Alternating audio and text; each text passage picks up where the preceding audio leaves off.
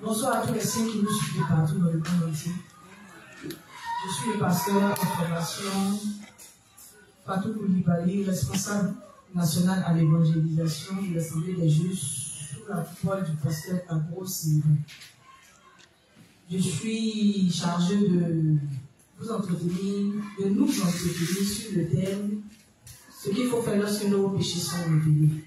Aujourd'hui, le jeudi 14, c'est ça? Jeudi 14 septembre 2023. On va se disposer pour faire la prière d'abord.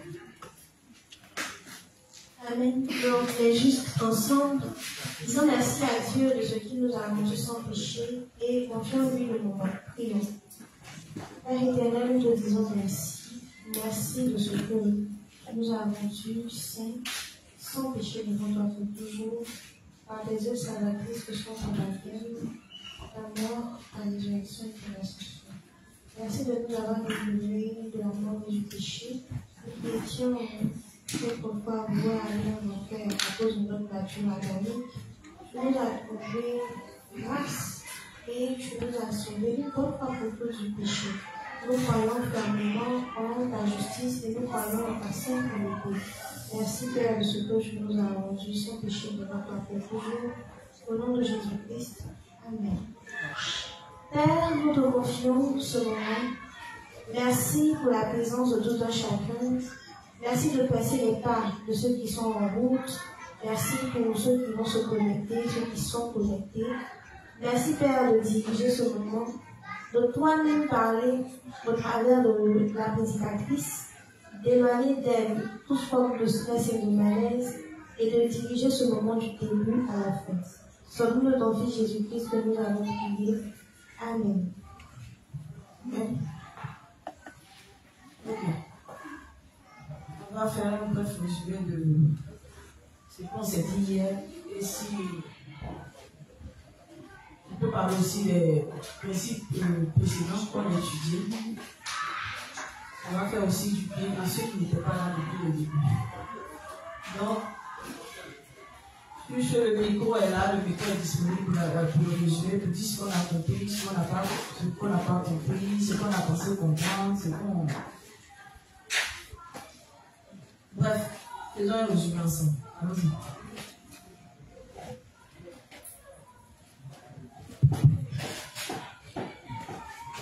Bonsoir, Alexis. Bonsoir, Pasteur. Je suis le juge Fabrice. Je vais dire un peu ce que j'ai compris hier. D'abord, le thème, c'est ce qu'il faut faire quand nos péchés sont manifestés. Hier, à travers le texte d'Isaïe 1, verset 18, j'ai compris dans ce texte que Dieu lui-même nous demande de venir confesser tous nos péchés. Et lorsque nous pensons que les péchés que nous commettons sont trop graves, on ne doit pas avoir peur, on ne doit pas avoir honte de venir les confesser parce que c'est Dieu lui-même qui demande de le faire. Et c'est parce qu'il a la capacité de les pardonner. Et lorsque nous les confessons, on doit avoir foi et confirmer que ces péchés-là ont déjà été pardonnés lors de son baptême. Voilà. Et au verset 19, j'ai compris que même si nous n'avons pas de connaissance et les principes sont donnés dans l'Église, on doit l'accepter, on doit l'obéir. Voilà. Et quelles que soient toutes les pensées qui nous viennent en tête, on doit rejeter ces pensées-là. On doit mettre notre ego de côté et accepter ce que les principes nous disent. Et ensuite, même si nous sommes, et si on fait le contraire de ce que les principes nous enseignent, voilà. Effectivement, si on fait le contraire de ce que les principes nous enseignent, voilà, c'est-à-dire lorsque les principes sont donnés et on n'accepte pas, et on essaie de marcher selon nous-mêmes notre pensée, ça serait une destruction pour nous, on sera détruit. Voilà. Et lorsqu'un frère vient se confesser, voilà, on doit le pardonner parce que c'est ce que Dieu nous demande de le faire. Et lorsque les pensées nous viennent en tête, de ne pas le pardonner, on doit rejeter ces pensées-là. On doit accepter ce que Dieu nous demande de le faire. En faisant cela, c'est Satan qu'on rejette, puisque c'est lui-même qui travaille au travers de notre pensée. C'est ce que... Merci Fabrice. Qui d'autre?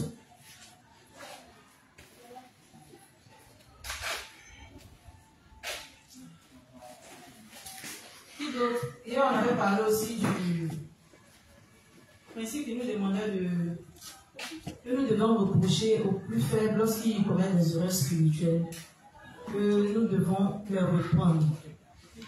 Et on avait parlé aussi de ça, non? On avait dit quoi dessus? Pour ceux qui étaient là, bien sûr. Elle a juste violente en train de fouiller son sachet. Tu étais là, peut-être juste face à moi. Allez, le micro, elle dit qu'elle va la prière.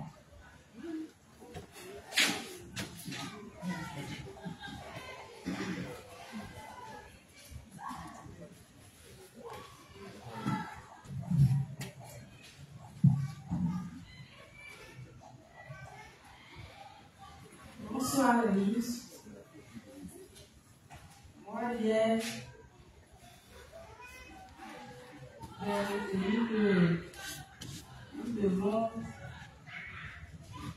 confesser les péchés de nos frères et sœurs lorsqu'ils nous offensent.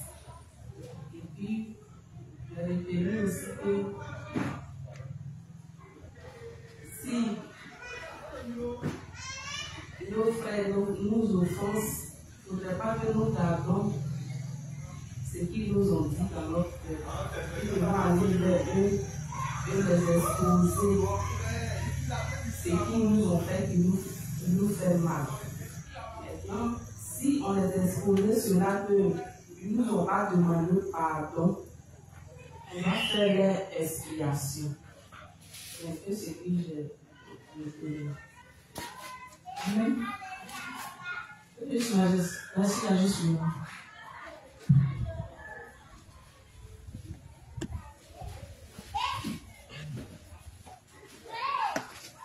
Bonsoir, assemblée des sœurs, moi c'est juste Majesté. Hier, l'entame a commencé par le texte d'Ésaïe 1, verset 18, qui dit qu'en fait la confession de foi n'est pas une invention de l'homme, mais que c'est Dieu lui-même qui nous invite à le faire.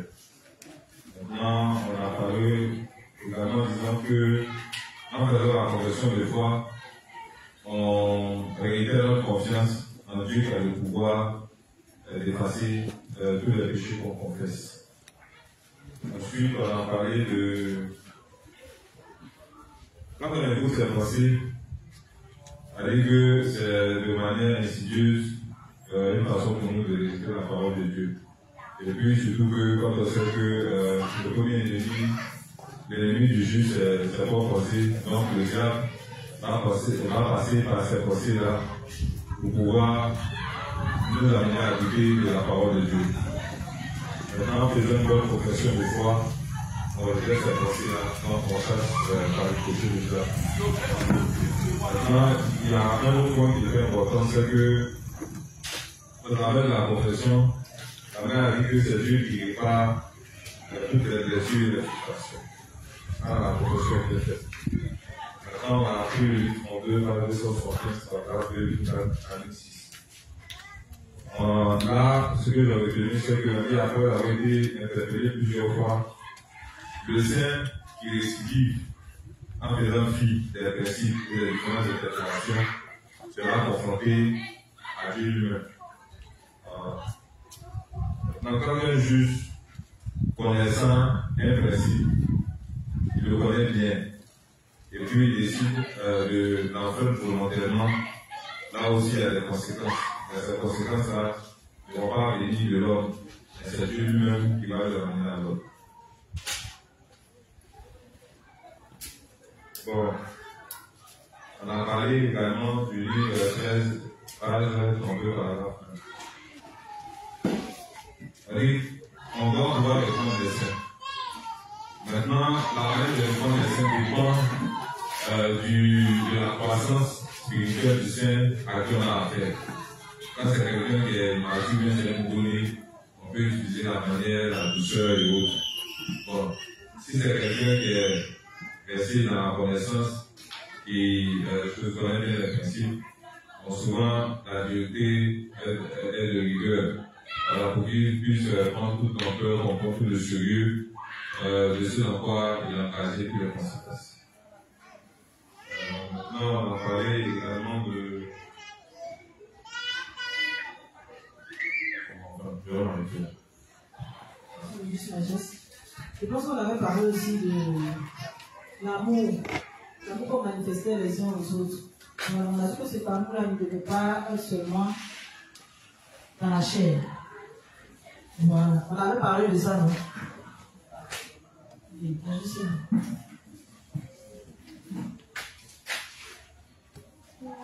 en ce qui concerne le livre 32, ce que j'ai retenu, c'est que on ne doit pas rester aimer nos faiblesses, mais on doit plutôt prier pour renoncer à cela. Et concernant le livre 13, page 32, on a dit que les justes, lorsqu'il s'agit d'erreurs spirituelles, ils doivent être repris.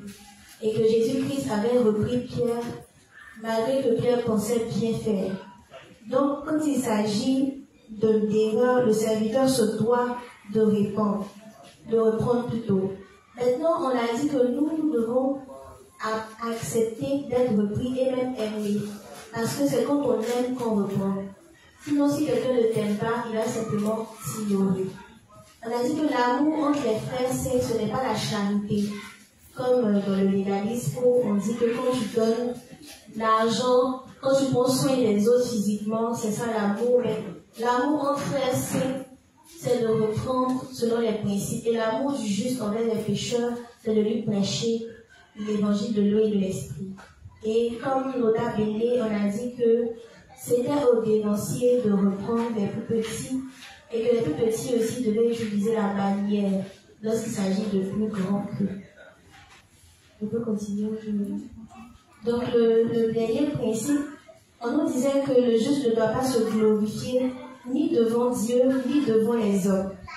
Et qu'on devait comprendre qu'on est mieux que personne, même pas mieux que les homosexuels.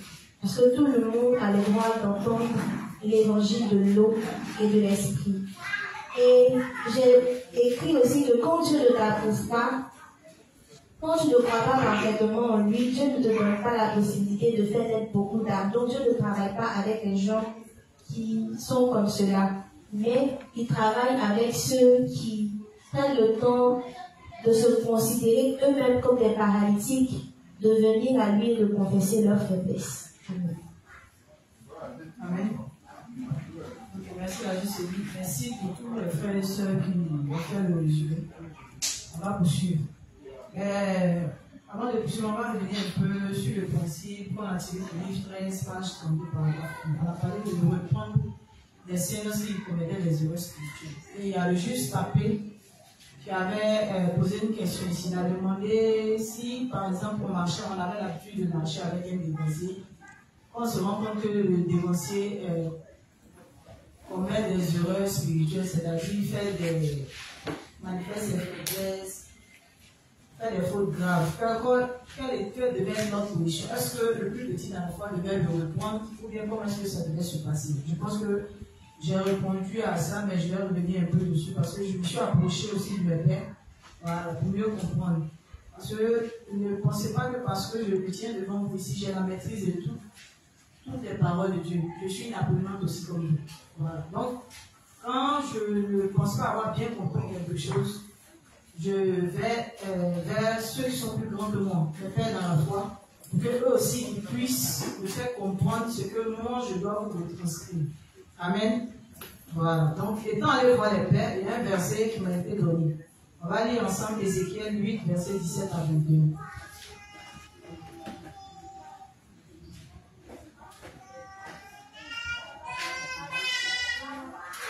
Ézéchiel 8, verset 17 à 21.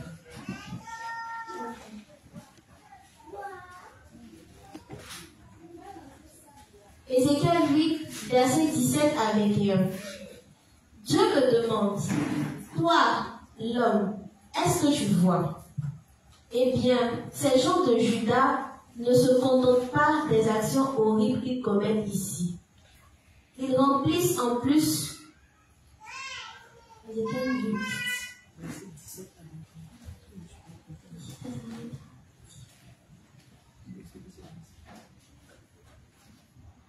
Donc, bref, après je vais me retrouver. Peut-être que j'ai mal noté, mais seulement le verset me dit quoi? Que celui qui a son frère qui a à côté, qui a ses côtés, qui il commet des fautes, il fait des erreurs spirituelles, on se doit de le reprendre. Parce que si on ne le reprenait pas, Dieu allait nous demander des comptes. D'accord? Du fait qu'on ne l'a pas repris et qu'il s'est perdu. Amen. Donc, il est capital pour nous de se reprendre les uns les autres. Mais concernant le fait qu'un plus petit dans la foi doit reprendre un plus grand dans la manière, il ne reprend pas le plus grand, il l'avertit dans la manière de le faire. Il ne doit pas l'avertir en se prenant pour son devancier dans la foi. Il ne peut pas le faire aussi en présence de tout le monde, c'est-à-dire humilier, le faire en humiliant le devancier. D'accord? Je m'explique.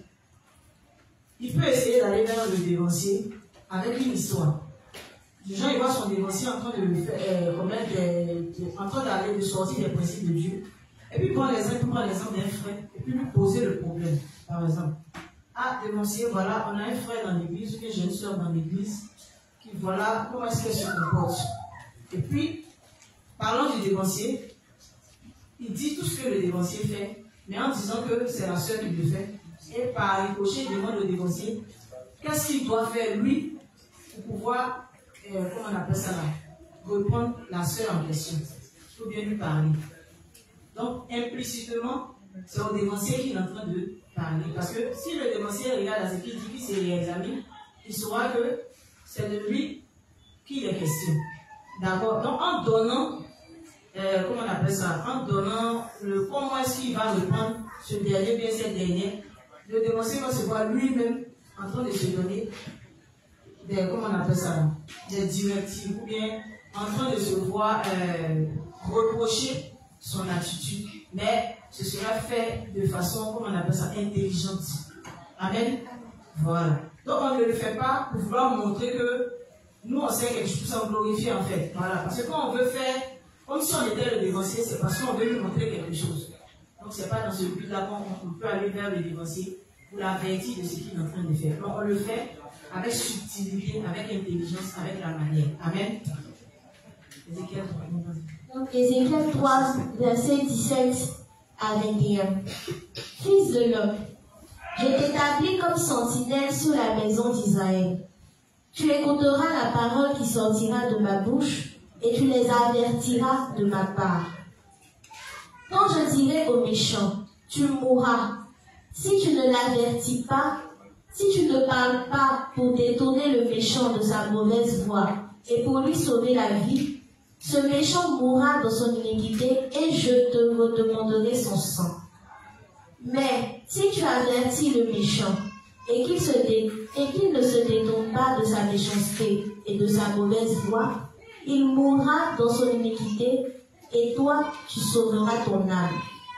Si un juste se détourne de sa justice et fait ce qui est mal, je mettrai un piège devant lui et il mourra. Parce que tu ne l'as pas averti, il mourra dans son péché. On ne parlera plus de la justice qu'il a pratiquée et je te demanderai son sang. Mais si tu avertis le juste de ne pas pécher et qu'il ne pêche pas, il vivra. Parce qu'il s'est laissé avertir et toi, tu sauveras ton âme. Amen. Amen. Je peux pas être plus clair que le verset qui a été cité ici. Voilà. Donc, voilà ce que le Seigneur nous demande. Quand on a un frère dans l'église, quand on vit avec une soeur, avec un frère, avec sa femme qui est d'abord, sa soeur vient avec son mari qui est son frère, quand il est en train de faire des choses qui sont contre la parole de Dieu, on doit l'avertir. Amen. Quand on l'avertit, c'est pour lui permettre de se repentir de sa mauvaise voie. Amen. Mais si on ne le fait pas, Dieu nous en demandera des comptes. Amen. Donc, quand tu vois ton frère en train de faire quelque chose, va vers lui, préviens-le. Si tu l'avertis qu'il ne t'écoute pas, Dieu dit, tu as fait ta part. D'accord?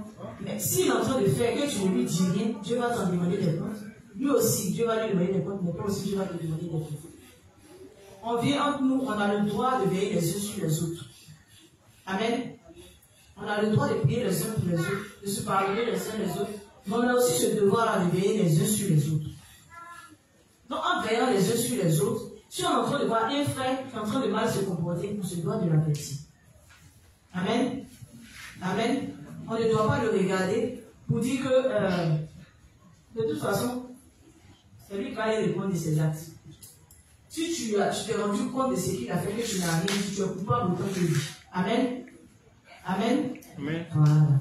Donc, je voulais revenir dessus pour que ce soit clair. Donc, on va poursuivre. Après les résumés. On va aller à la page 2013. Page 223, c'est ça? Voilà. Paragraphe 5. Livre 13, page 223, paragraphe 5. Satan guette chaque occasion de faire donner de nouveau sa proie quand il est séparé de son Église et de ses leaders. Amen. Amen. Donc le révérend nous dit quoi? Que Satan guette chaque occasion de faire d'un nouveau-né sa proie quand il est séparé de son Église et de ses leaders. Donc quand on est de nouveau, on doit savoir une chose, que Satan va rôder autour de nous jusqu'à notre mort. Mais Satan attrape plus facilement. Il fait chuter la foi de ceux qui sont faibles, qui sont insuffisants, et puis qui se mettent en marge du troupeau. Amen. Le troupeau de Dieu, c'est à l'église.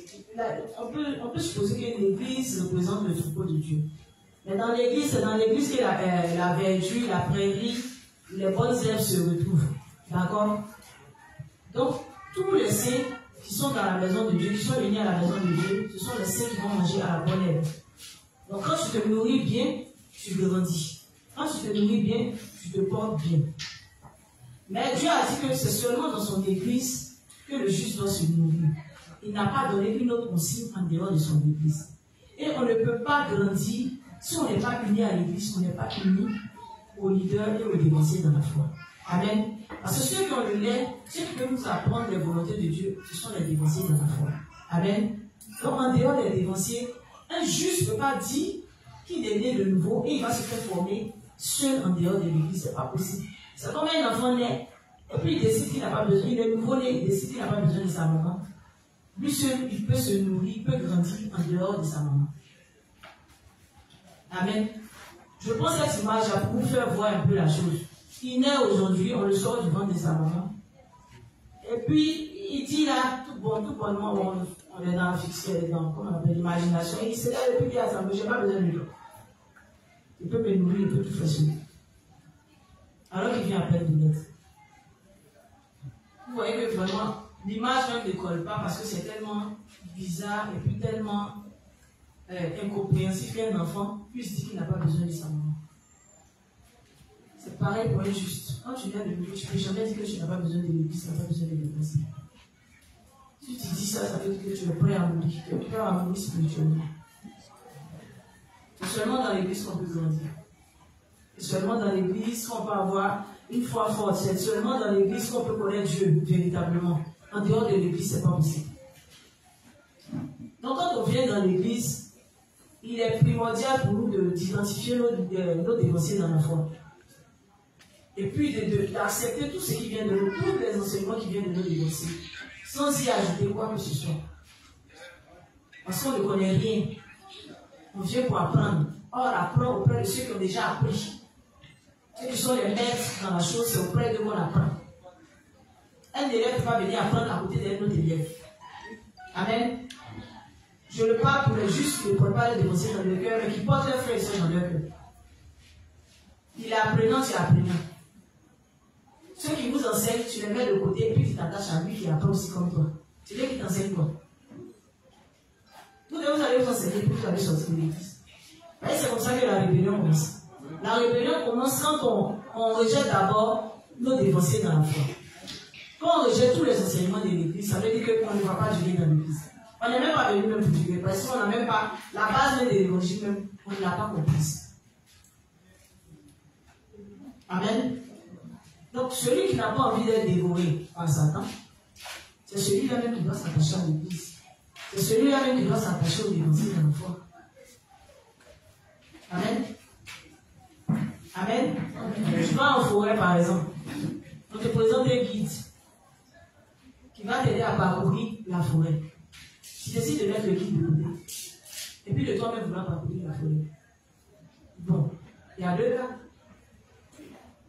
Il y a l'un ou l'autre. Soit tu t'en sors, tu réussis à faire peut-être 1 semaine, 3 semaines, comme le fameux monsieur qui a fait 1 semaine dans la forêt du Congo, puis il s'est retrouvé, on a réussi à le retrouver. Toi, tu fais 1 semaine et puis tu t'en sors. Mais si malheureusement pour toi ne connaissant pas les pistes, tu vas te mettre dans un tout là-bas, tu vas mourir. Amen. Donc on n'a pas envie de naître de nouveau et puis venir mourir 2 mois après. On est né de nouveau là. C'est pour nous attacher à l'église, au dévancier, et puis rentrer à Canaan avec eux. On n'a pas dit que ça sera facile, parce que Satan est là. Il va rôder jusqu'à ce qu'on meure. Mais avoir gagné la course, c'est avoir gardé la foi intacte. Jusqu'à, comment on appelle ça là, au retour du Seigneur. Si c'est fait comme ça, on est mort dans la foi correcte, on a gagné notre course. Et ça veut dire que Satan nous a poursuivis qu'on n'a pas pu nous attraper. Amen.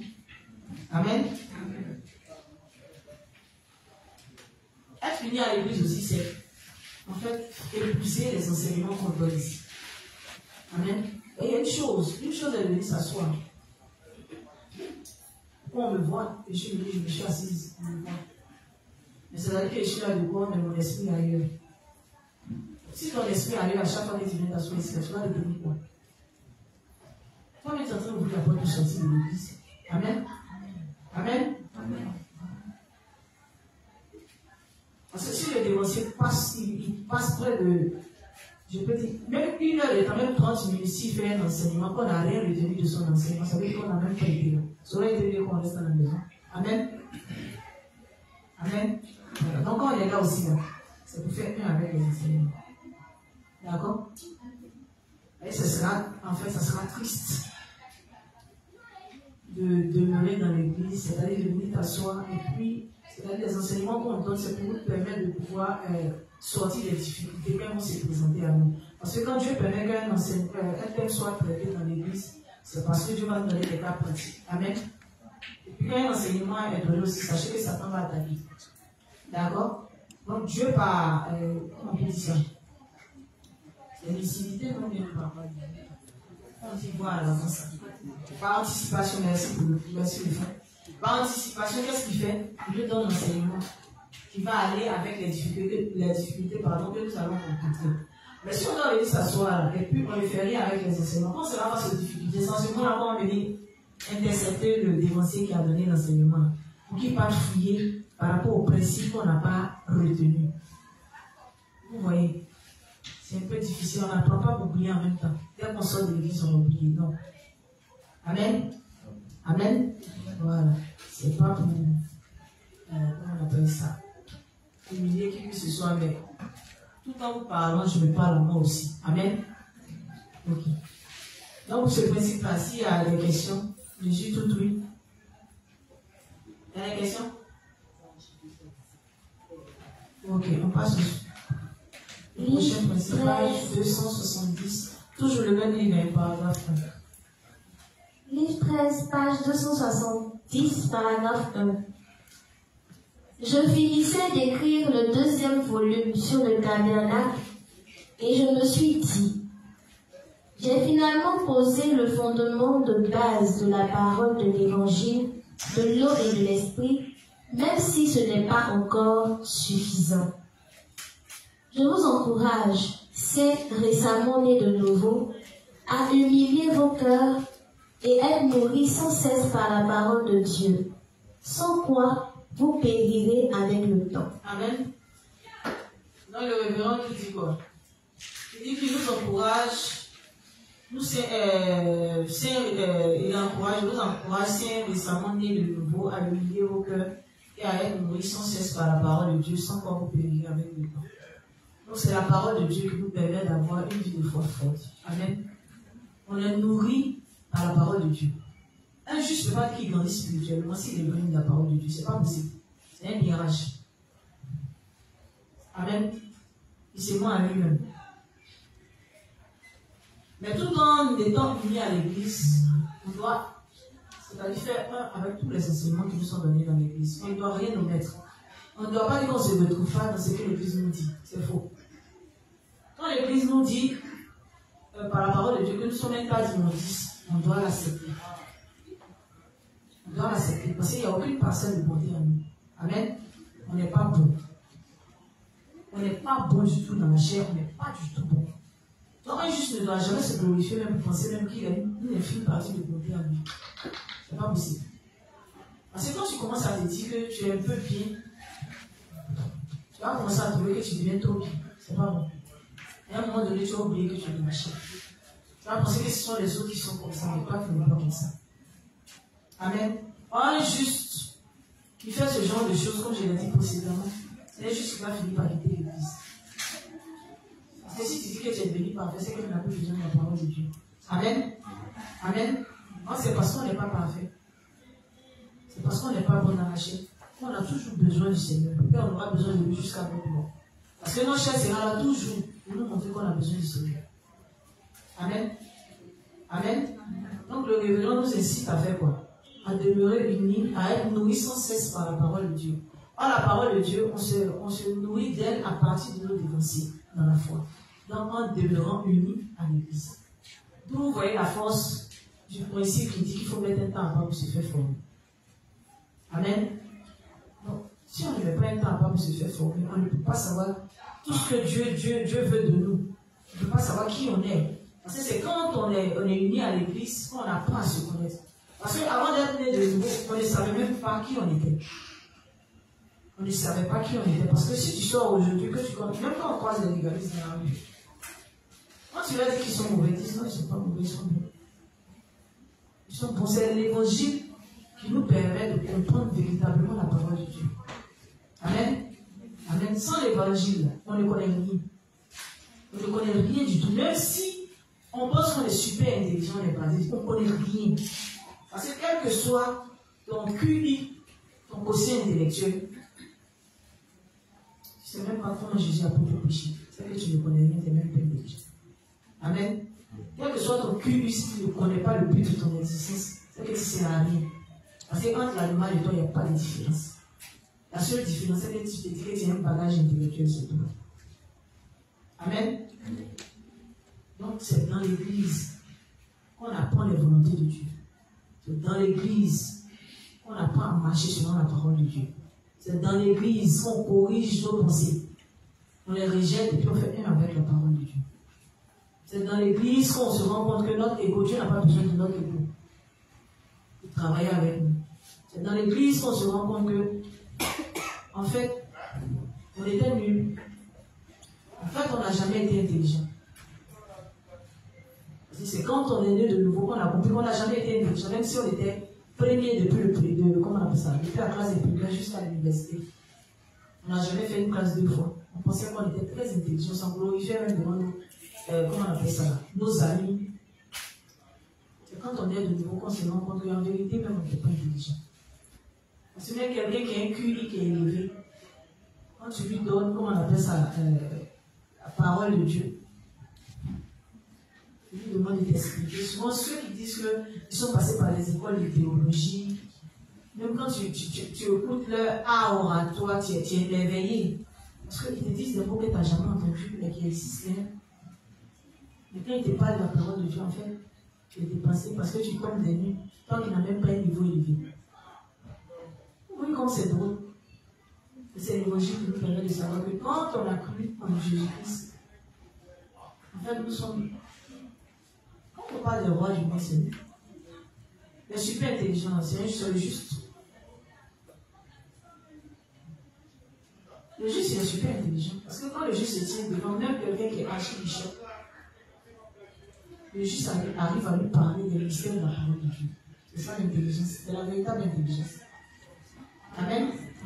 Donc en dehors de l'église, on ne peut pas être intelligent. En dehors de l'église, on n'est pas différent de ceux qui n'ont pas pris dans l'évangile de Dieu. La seule chose qu'on a entendue, on n'a pas eu le temps d'approfondir. Donc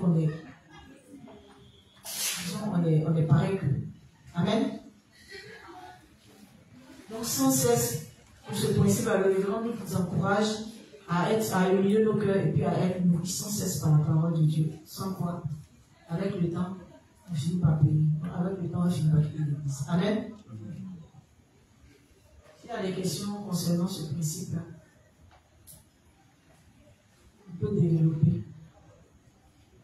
a-t-il des questions, y a-t-il des incompréhensions? Il y a un point sur lequel vous voulez que je revienne. Ça va, on me suit? Ok. Donc on poursuit. Page 273, toujours le même livre, paragraphe 2. Livre 13, page 273, paragraphe 2. Livre 13, page 273, paragraphe 2. Lecture. Notre Seigneur nous dit: ainsi donc, que celui qui croit être debout prenne garde de tomber. 1 Corinthiens 10, le verset 12. Il y a beaucoup de gens qui ont été sauvés de leurs péchés, mais en même temps, il y a tant qui ne reconnaissent pas leurs insuffisances dans l'Église. Ils sont étonnés dès que leurs insuffisances sont révélées et essaient de se justifier pour leurs erreurs. Si vous êtes comme cela, n'essayez pas de cacher vos insuffisances à l'Église de Dieu, ni de les garder comme des fautes que vous n'auriez pas dû faire. À chaque fois que vos insuffisances sont révélées, vous devriez croire que Dieu l'a permis pour que vous reconnaissiez la bonté de sa parole.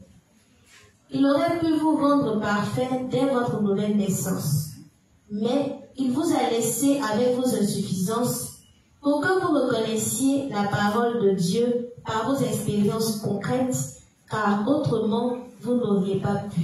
Amen. Amen. Notre Seigneur nous dit: ainsi donc, que celui qui croit être debout prenne garde de tomber. Amen. Donc le Seigneur dit de prendre garde que celui qui croit être debout prenne garde de tomber. Ça veut dire que quand tu penses que tu es trop bien, tu ne peux pas faire telle ou telle chose, prends garde. Parce que le jour sera révélé.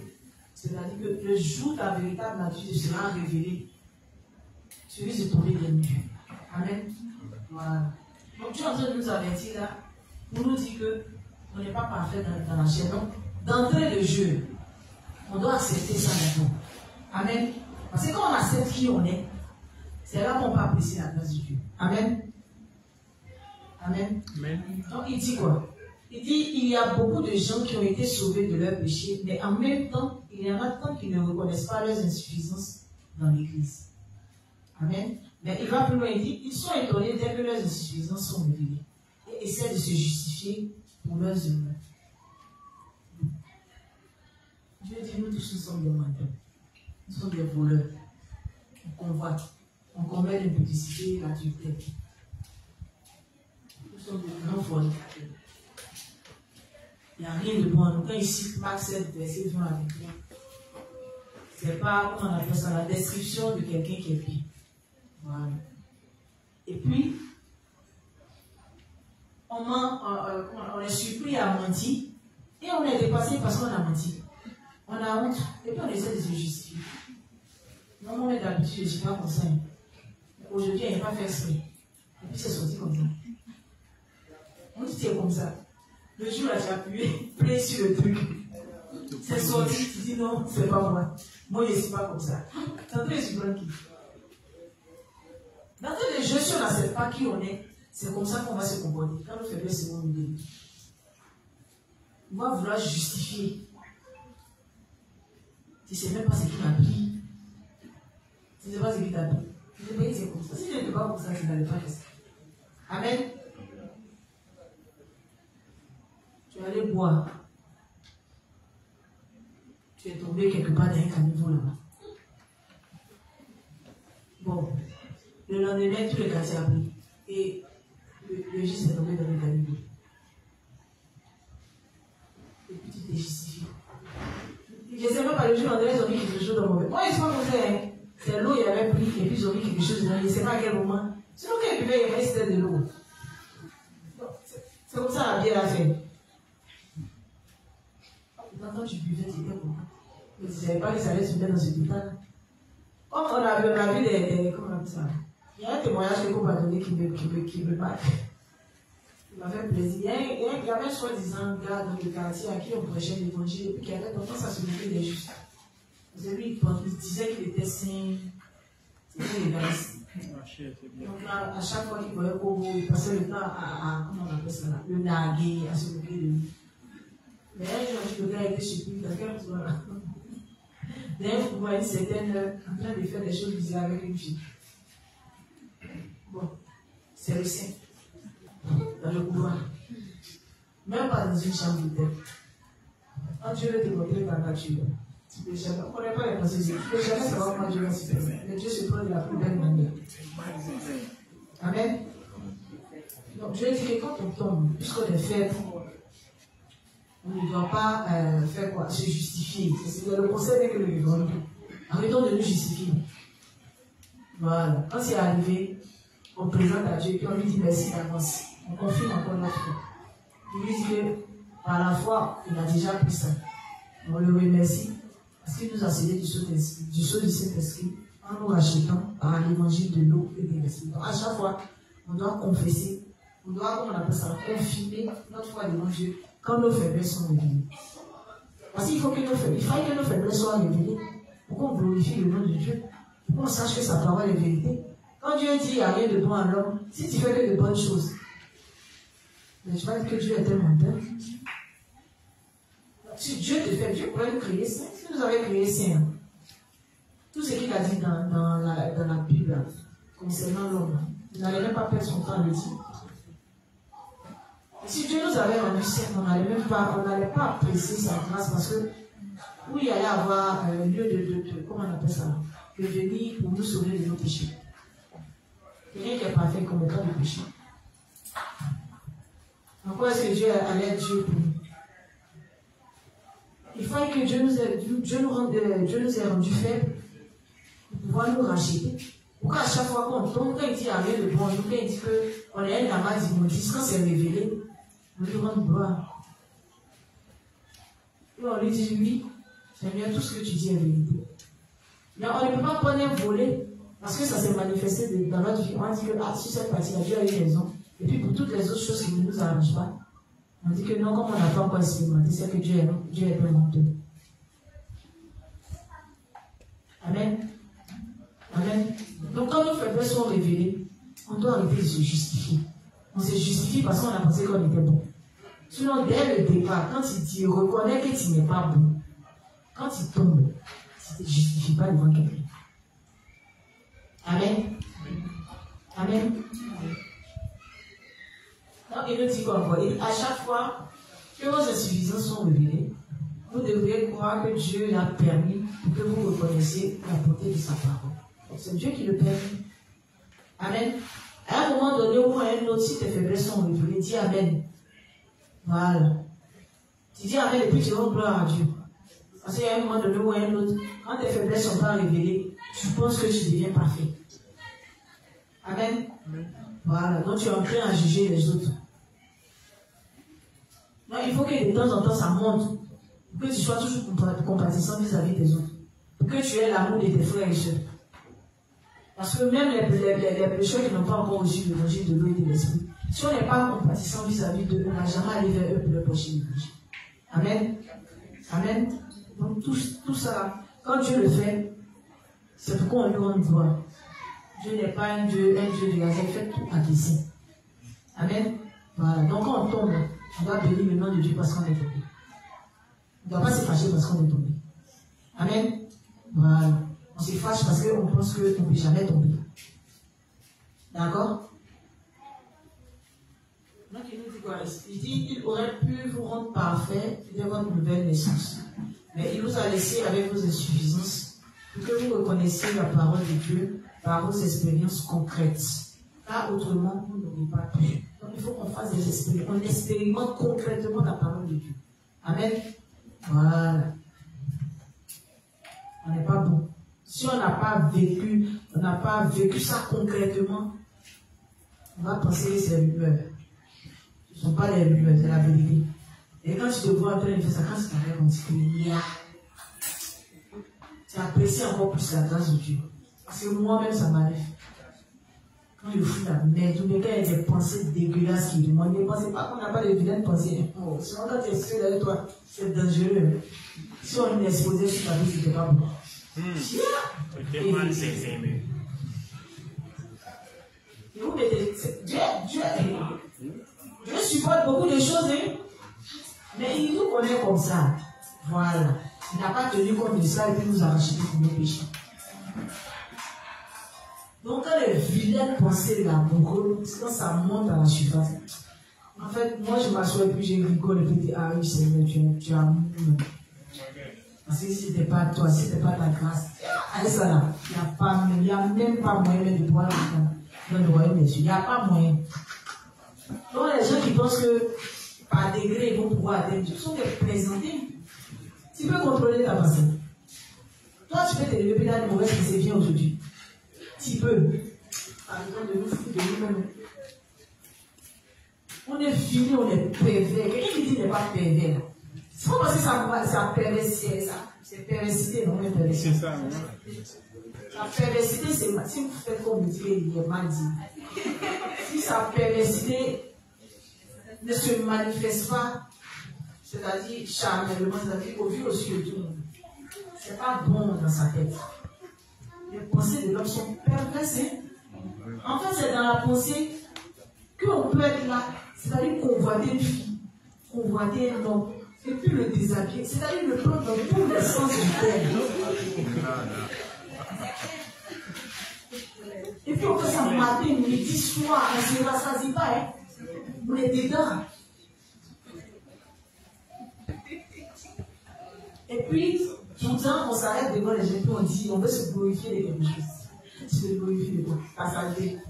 Regardez les gens, arrêtons un peu. Hein? On n'est pas bon. Voilà. C'est bon, on n'est pas bon, mais que Dieu est venu nous soutenir. Que le Christ est venu sur la terre, nous a mis de l'eau. On n'est pas bon. Donc, dès maintenant, Amen. Puis ceux qui passent le temps, nous qui passons notre temps, nous disent, ah, moi, il ne se passe pas comme ça. Moi, il fait un peu, mais il ne fait pas beaucoup. Moi, il n'est pas beaucoup. Moi, il fait un peu, ça a fini. Dis-moi. Hein? Rien des injustices. Il n'est pas bon. Amen. C'est quand on va reconnaître, on reconnaît devant Dieu qu'on n'est pas bon. C'est en ce moment que Dieu permet. Nous l'a fait. C'est en premier lieu d'accepter sa parole. Pour l'obéissance au mieux que ça. Quand il dit là, on ne discute pas. On dit c'est vrai. Même si ce n'est pas encore vu en train de le faire, dis Amen. Et c'est comme ça. Quand ton frère tombe, pour toi n'est pas encore arrivé. Il faut dire Amen. Seigneur, il faut l'aider. Tu fais l'expiation de ton frère. Tu dis, moi, mais c'est que j'ai ça dans ma chaîne. Mais ce n'est pas encore arrivé, Seigneur. Déjà, la main est comme ça. Et puis, j'expose. Amen. Amen. Amen. Donc, les expériences concrètes, là, c'est Dieu qui les permet. Pourquoi on ne se bonifie pas? Amen. Amen. Pourquoi on s'attache à sa parole? Pourquoi on croit véritablement à sa parole? Amen. Amen. Amen. Y a-t-il des questions concernant ce principe?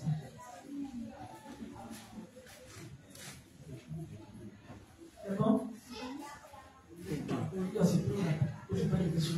Pas cher comme les autres jours. Poser question directe. Même si ta paix n'est pas là avec ces questions. Posez vos questions. Hein? Tout ce qui vous taraude concernant ces différents sujets, ce qu'on est en train d'apprendre, exposez-les ici et maintenant. Amen. Amen. Exposez-les sans famille. Vous voyez même que comme les exposer, c'est plus intéressant encore parce que chacun, comment on appelle ça, donne sa part de compréhension, ça suscite même des échanges. C'est bon. Amen.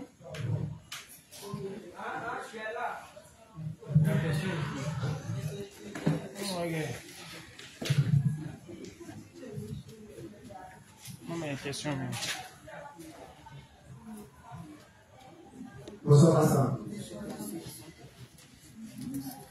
Moi, j'ai une question par rapport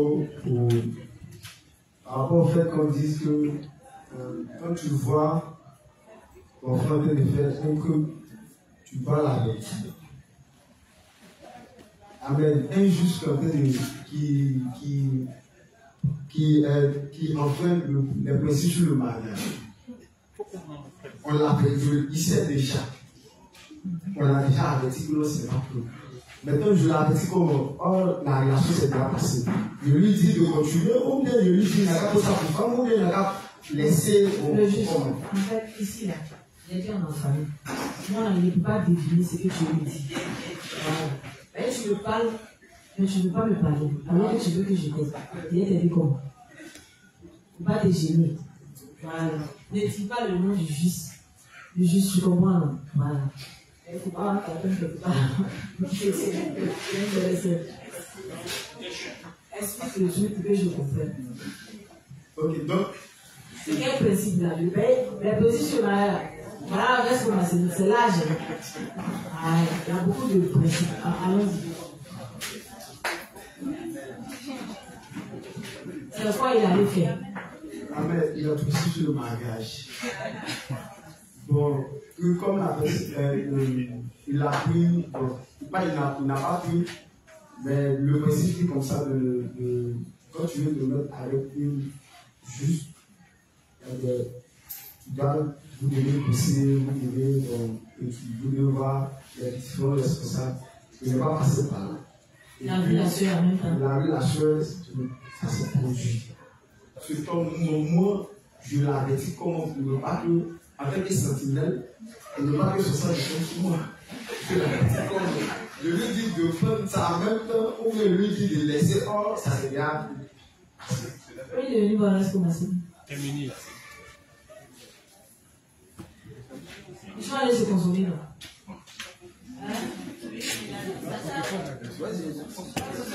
En fait, c'est pas le premier coup. C'est pas le premier coup d'arriver. C'est parce que nous-mêmes là, on ne fait rien avec la parole de Dieu. C'est-à-dire qu'on est têtu, oui, on est borné. Souvent on pense qu'on est plus intelligent que Dieu. Dieu a donné les principes sur le mariage. Quand il donne le juste, c'est plus que ce soit possible. Et puis c'est pourquoi on lui demande la force pour mettre ça en l'aide, pour mettre ça en application. Mais quand on décide de mettre de côté les principes que Dieu nous donne, et puis on s'attache à nos pensées, mais les conséquences là, on doit s'attacher aussi aux conséquences qui vont découler de ça. C'est quand il a voulu le consoler là, juste qu'il est venu t'informer là. On lui dit que les conséquences là aussi là, il sera informé de ça directement. Amen. Voilà. Parce que, en fait, ce volet-là, on fait ça tellement, ici, c'est pas le premier coup. Voilà. Mais on n'aime pas déclarer nos biens à Dieu. On se déclare nos biens à nous-mêmes. Maintenant, quand ça devient compliqué, c'est là on vient faire intervenir Dieu. Bon, souffrez aussi que Dieu n'intervienne pas dedans. Si on a commencé sans Dieu, et puis on a laissé manger, on a tout fait. C'est pas le... Quand vous allez devant la chose, il faut la demander devant la chose. Et parce qu'elle sera bien appelée, bien répondue. Hein? D'accord? Voilà, c'est répondre aussi ton frère. Lui qui est venu devant la responsable. Parce que ce qu'il a fait n'est pas bien. Mais qui vient voir la responsable aussi. Maintenant, qui confesse. D'accord? Il doit faire son expiation. Parce qu'on dit tous que tout ce qu'on fait qui est contraire à la parole de Dieu, on doit l'exposer à Dieu. Amen. Donc ça veut dire qu'on ne doit pas se plaire dans ce que nous faisons. On nous dit avant de prendre une femme, il y a des conditions, il y a des principes qui sont là. Quand on va faire autre chose que les principes qui nous ont été donnés, on doit faire notre expiation. On ne doit pas se plaire dedans. Parce que si on a fait ça à une soeur une fois, qu'on n'a pas exposé à Dieu, qu'on n'a plus goût dedans, on va devenir chasseur d'élite dans l'église. C'est chasseur d'élite, non? Comment on appelle chasseur? Les prédateurs sexuels. Amen. Amen. Voilà. Donc on va exposer ça.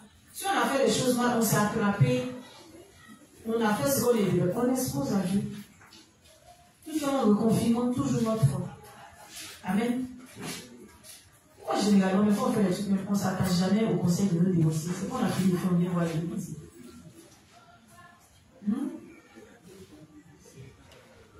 Dis-lui que les conséquences aussi, qui veut les partager avec toi. D'accord? Hein? Qui d'autre? Bonsoir,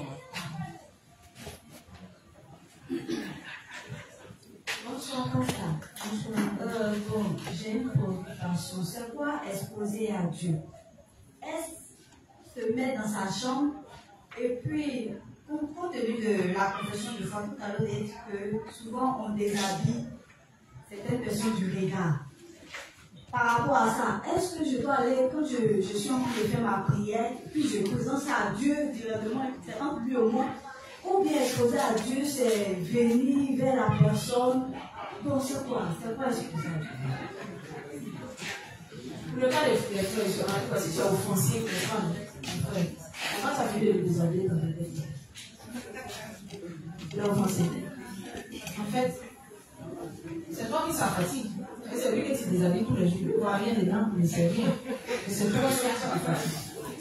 Tu comprends? Donc, Satan va toujours prendre ça, l'accuser, te culpabiliser. D'accord? Puis Satan va se servir de ça, mais toi-même toujours. Comment on appelle ça? Pour t'emmener à le déshabiller. Donc, on va exposer ça à Dieu. Parce que généralement, on s'attache à ça et puis on se plaît dedans, on ne le présente pas à Dieu. Parce que quand on le déshabille, on aime. C'est-à-dire qu'on aime ce péché qu'on est en train de commettre. On aime ça. Je vais prendre peut-être le cas de peut-être une soeur qui est dans l'église, ou bien un frère qui est dans l'église. Depuis il est venu, il est là. Il n'arrive pas à attraper sa femme juste. Mais elle n'arrive pas à avoir son mari juste. Donc quand c'est comme ça, son dévolu là, elle a jeté si peut-être un frère dans l'église, lui-même il ne prend des rien. Et quand il vient, il s'assoit tous les jours, mais elle a fini de faire ce qu'elle veut, le matin, midi, soir. Elle sur elle est dedans. Mais, pardon, lui il était maltraité comme ça, il va exposer à Dieu. Il demande à Dieu de t'enlever ce sentiment. Parce que ça t'empêche. Parce que quand tu convoites quelqu'un, ça t'empêche, non, ça obscurcit ton jugement. Même s'il fait des choses qui ne sont pas bien, tu ne pourras pas le reprendre. Parce que dans ta tête, toi seul, c'est ton mari. Il ne reprend de rien. Mais toi seul, tel qu'il te plaît, tout ce qu'il fait devient bien devant toi. Tu comprends? Donc ça t'empêche de l'avertir, ça t'empêche même de faire. C'est-à-dire de le reprendre quand il est dans l'erreur. Parce que quand on est amoureux, mais depuis qu'on est bêtement, le soulagement amoureux. J'ai dit bêtement, mais après c'est le mot. Dans certains cas, on est très bête. Bête même. Par amour, on peut faire de folie. Yes. D'accord? Quand c'est toi qui ça fatigue, expose à Dieu. Maintenant, bon, ça c'est si tu es spirituellement, tu es forte. Et souvent, si tu parles l'exposer au frère, c'est lui-même là. Non. Tu n'as pas exposer à Dieu. Tu dis de lui exposer tout.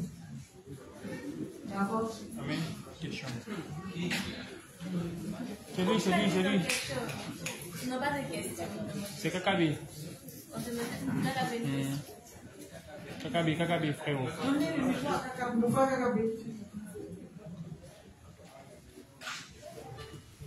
Amen. Bon, moi je voulais juste savoir, lorsqu'on voit un frère du monde attendre de faire quelques erreurs, attendre de commettre des péchés, et que nous étant juste seulement à penser en disant qu'on n'est pas différent, ce qu'il fait là, nous on le fait. Et puis après on dit bon la différence c'est que pour nous ça a été déjà facile, on n'a plus besoin de se lamenter pour ça. Est-ce que c'est une bonne idée? Est-ce que c'est une bonne manière de penser? Ben oui, ça te ramène toujours à apprécier le mot, apprécier encore plus la grâce de Dieu. Parce que tu te revois en ce pécheur-là. Il est en train de manifester ses, comment on appelle ça là, les péchés de sa chair.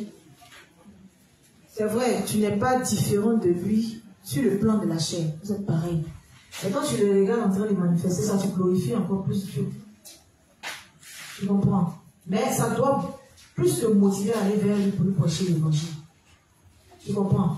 Parce que ne t'en glorifie pas pour être heureux rien que pour toi seul. Parce que l'évangile qui t'a permis d'avoir cette paix de l'esprit, cette paix de l'âme, quand tu le regardes, tu dois lui prêcher cet évangile-là aussi. Pour que lui aussi, il comprenne, il sache qui il est. Et puis pour que lui aussi, il puisse accepter la grâce que le Christ a fait en le sauvant de ses péchés. Amen. Tu comprends? Voilà. C'est bon?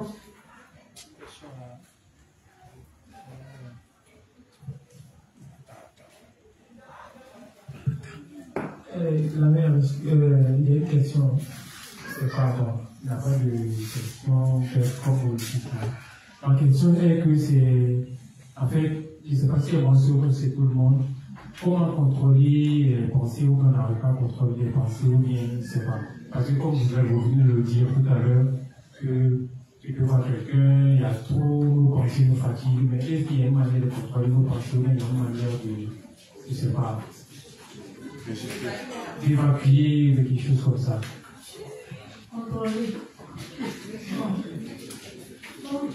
Le père Roni est là, il vient me tourner un peu vers le père. Le père Roni, pas-moi mais la question. Si je lui donne pas le micro, c'est ça, ça va me faire plaisir. Le père Roni. Est-ce qu'il y a un mot de contrôle des pensées? Bonsoir, Assemblée des Justes. Bonsoir. La question pas juridique. On a deux choses. On a notre chair qui appartient à la terre, on a notre esprit qui appartient au ciel. N'est-ce pas? S'il y avait une possibilité qu'on n'ait plus de pensées, c'est qu'on n'a plus besoin de Dieu après une nouvelle naissance. Ça, c'est un. Ce qui est né de nouveau en nous, c'est l'homme intérieur. Amen. Maintenant, Dieu nous dit une chose. Puisque la chair nous amène à faire ce qui est contraire au désir de l'esprit, le seul moyen de vaincre des désirs et des pensées qui nous viennent, c'est de faire l'œuvre de Dieu. Plus on est occupé à faire l'œuvre de Dieu, à prier, à aller évangéliser, à chanter, etc., etc., les yeux de la chair ou les pensées charnelles baissent. Mais ce n'est pas dit que ça va finir quand ça va le désirer. C'est impossible. Ça, c'est l'œuvre du troisième jour. Par exemple, on dit que le troisième jour, Dieu met les eaux dans le vase. Dieu va mettre de côté. Mais quand tu vas à la mer, c'est l'expression de nos pensées. Les vagues vont devant, elles reviennent derrière, elles vont devant, elles reviennent. Ça veut dire que les pensées, aussi longtemps que nous sommes dans cette chaîne, vont toujours apparaître. Mais la meilleure manière de les vaincre, c'est d'occuper nos esprits, nous-mêmes avec l'œuvre de Dieu. Voilà le cycle. Amen. Amen. Merci le Père. C'est bon? Voilà. On dit, le Père Omi a dit, il a tellement bien dit, et je n'ai rien à dire. Il dit, la meilleure méthode de contrôler ses pensées, c'est de fixer son cœur sans cesse sur le Dieu. Voilà. Donc si tu vois que tu commences à trop penser peut-être à la meuf, voilà, comme c'est toi, c'est la femme, il dit, tu fais quoi? Tu pries. Parce que c'est quand tu es oisif, quand tu ne fais rien, que ton esprit se... On dit quoi? Il s'évade, voilà. Donc pour ne pas trop le laisser s'évader, il faut être focus sur l'œuvre de Dieu. Tu écoutes les enseignements, les chants de l'église, tu vas voir tes frères. Parce que quand on est en juste, même si on va poser des choses charnelles, ça va toujours virer au spirituel. Donc on va plus faire les choses spirituelles. Donc être toujours unis à l'œuvre de Dieu. Amen. Amen. Donc ça va? C'est bon? On continue bien, il y a des questions? Posez ici en même temps, je pense qu'il y a un point de mémoire là-bas. S'il n'y a pas de questions, on va poursuivre. Je pense que les questions vont venir au fur et à mesure. Toujours le même livre 13, page 406, paragraphe 3. Paragraphe 4, pardon. Livre 13, page 406, paragraphe 4. Jésus dit, ce que tu veux qu'on te fasse, fais-le aussi, car c'est la loi et les prophètes. Si vous voulez vraiment être aimé et béni par Dieu, tout ce que vous avez à faire, c'est croire de tout cœur et suivre de tout cœur. Si vous faites ce qui plaît au Seigneur avec votre cœur, en d'autres termes, il s'occupera du reste. C'est la promesse de Dieu. C'est pour cela que les méthodes et moyens de l'humanité ne sont pas nécessaires devant Dieu. Qu'il est fou de chercher avec nos pensées alors que notre QI n'atteint même pas 4 niveaux. Amen. Jésus dit, ce que tu veux qu'on te fasse, fais-le aussi, car c'est la loi et les prophètes. Amen. Donc, aimer son frère, il faut aimer son frère comme soi-même. Amen. Donc, ce que tu ne vas pas aimer qu'on te fasse, ne le fais pas autrement. Amen. Voilà. Donc, ce que tu veux qu'on te fasse, on dit, fais-le à autrui. D'accord? On dit, c'est la loi et les prophètes. D'accord? Maintenant, il nous dit quoi? Si vous voulez vraiment être aimé et béni par Dieu, tout ce que vous avez à faire, c'est de croire de tout cœur et suivre de tout cœur. Tout ce que vous avez à faire, c'est croire de tout cœur et suivre de tout cœur. Romains 10, verset 17.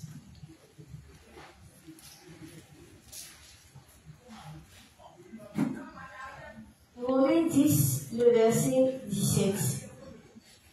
Ainsi, la foi vient de ce qu'on entend, et ce qu'on entend vient de la parole de Christ. Amen.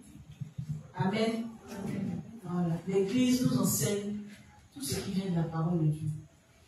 Donc, pour manifester la foi, il faut croire en tout ce que la parole de Dieu dit. Amen.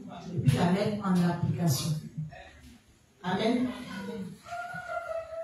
Il dit, si vous voulez vraiment être aimé et béni par Dieu, tout ce que vous avez à faire, c'est croire de tout cœur et suivre de tout cœur. Donc, celui qui met en application cette parole-là, il sera béni par Dieu. Amen. Toute la parole de Dieu est bonne pour nous. Toute la parole de Dieu est bonne pour notre croissance spirituelle. Toute la parole de Dieu vise à permettre que notre foi, nous puissions entrer avec une foi correcte en Canaan. Amen. Toute la parole de Dieu vise à nous permettre de nous sortir des problèmes et des pièges que Satan nous tend. Amen. Amen. Amen. Donc, pour être béni par Dieu, pour avoir une vie de foi correcte, on doit faire un avec la parole de Dieu. On ne doit pas prendre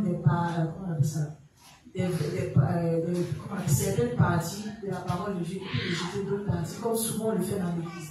L'Église nous demande d'être unis à toutes les activités et on choisit les activités qui nous ciblent au détriment de d'autres. L'Église nous présente des principes concernant certains grands thèmes. On choisit les principes qui nous arrangent, on rejette celles qui ne nous arrangent pas. Ou bien pire, on essaie de tailler les principes là qui nous arrangent à notre mesure pour pouvoir marcher selon elle. Mais Dieu, tu n'ajouteras rien à sa parole, tu ne retrancheras rien. Donc tout ce que l'Église nous donne comme enseignement vise à nous permettre d'avoir une foi solide, une foi correcte. Amen. Amen. Donc, il n'y a pas à dire que telle parole est bonne pour moi, mais telle parole n'est pas bonne pour moi. D'accord? Il n'y a pas à dire que telle activité spirituelle est bonne pour moi, mais telle activité, je la laisse aux autres. Amen. Tout vise à nous aider à avoir une foi solide, à avoir une foi correcte. Amen. Donc, c'est la condition, la seule condition pour être béni par Dieu.